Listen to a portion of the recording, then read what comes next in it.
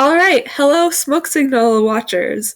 So I'm Margaret Spakowski, our editor-in-chief, and I'm here with Dagmar Meacham, a candidate for school committee in the election coming up this week. And we're going to talk a little bit about school committee elections. So let's start with this. Um, why are you running for school committee? It's a good question. So I have two children that are in HWRSD. My oldest son will be going into high school next year, and my youngest is going into fifth grade. And I really want to be an example for them and get involved in my community. All right, and what would your main focus be as member on the committee if you were elected? So my main focus would really always just be on doing what's best for the students in our community, and then also being a liaison between the public and the school committee and the superintendent, and just making sure that the lines of communication are open and that they're getting their responses to their questions that they have and their voices heard. Okay, that makes sense. If you could only change one thing about the schools at this moment, what would it be?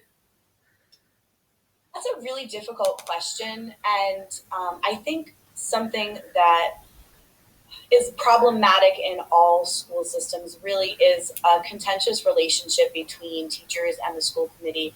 Um,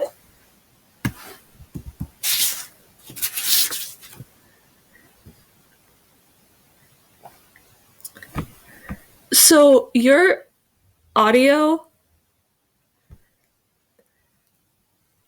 um, can you hear me? Can you hear me? I can hear you now, yeah. Okay, so your audio actually cut out for that question. Oh So no. I'm just gonna ask it again and then you can answer it. And Abby, she's our video editor, will be able to make it seem smoother. So Okay. if you could only change one thing about the schools at the moment, what would it be? So that's a difficult question to answer. And I think if there was one thing that I could change for the school district and for most school districts is to build a stronger relationship between teachers and the school committee, especially when it comes to contract negotiations. Lately, teachers have been very villainized in the public, and our teachers are the most important asset that our schools have. So I'd really like to see that relationship strengthened.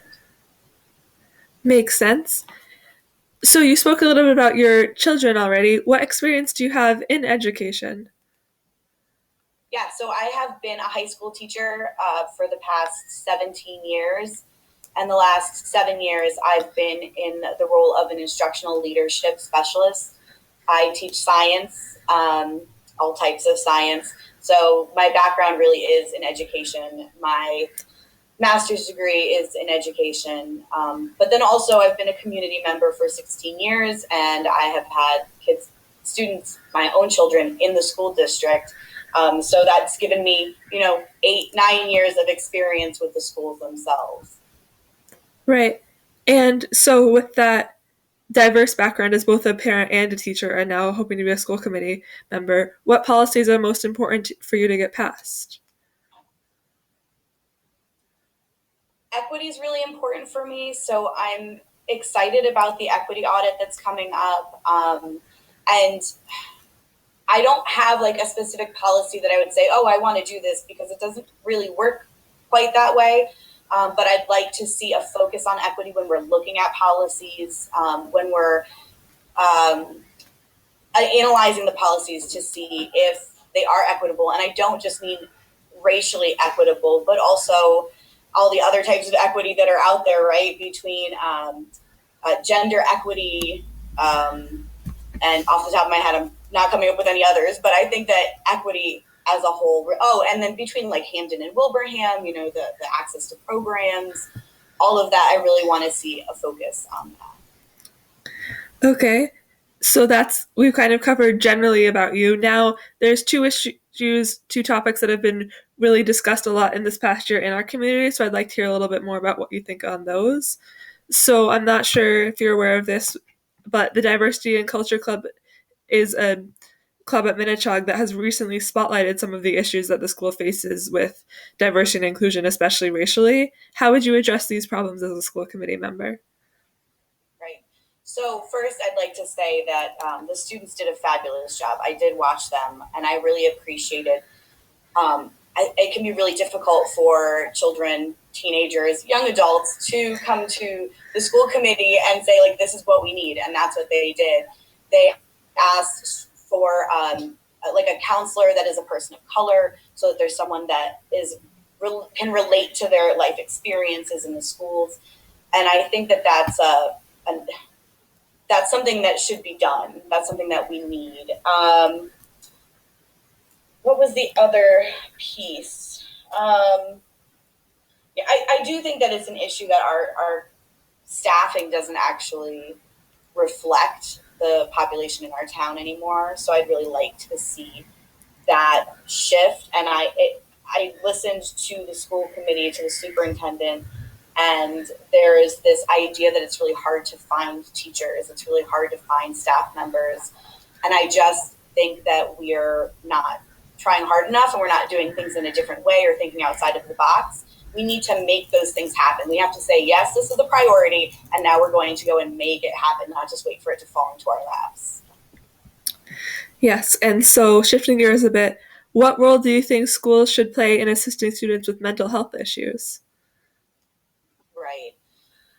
So that, I mean, those two questions kind of go together. We need to make sure that the students in our schools do have someone that they can go to that they feel comfortable going to.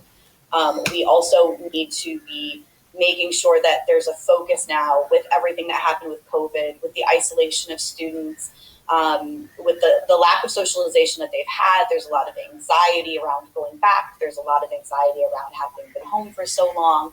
So it definitely has to be addressed. It has to be a focus.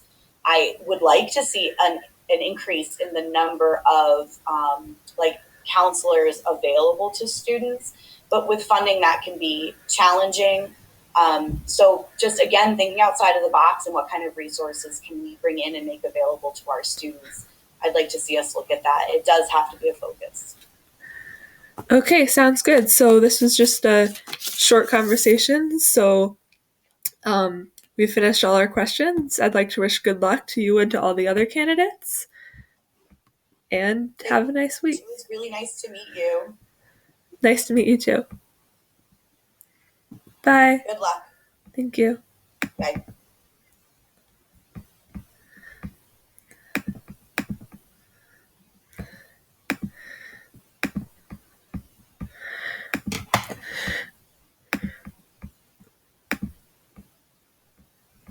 How do I stop recording?